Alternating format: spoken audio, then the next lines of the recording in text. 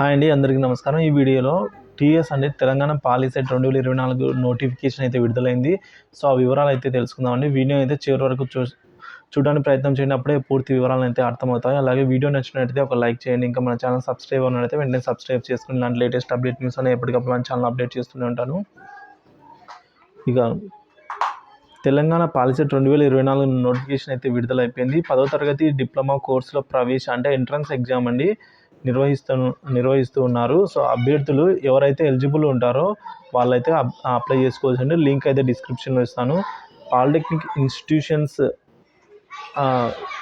PV Narasimha Rao Telangana పశు వైద్య విద్యాలయం అండి PVNRTVU చే నిర్వహించబడుతుందండి. ఈ సంవత్సరం అయితే కొండా లక్ష్మణ్ తెలంగాణ రాష్ట్ర ఉద్యానవన విశ్వవిద్యాలయం చే నడపబడుతున్నాయి. సో ఈ ఇయర్ అయితే వీళ్ళు కండక్ట్ చేయబోతున్నారు.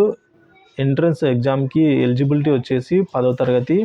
అలాగే అప్లికేషన్ ప్రారంభం వచ్చేసి ఈ రోజు నుంచి అండి 15వ తేదీ. సో ఫీజు వచ్చేసి 250 రూపాయలు ఎస్సీ అండ్ ఎస్టీలకు మాత్రము.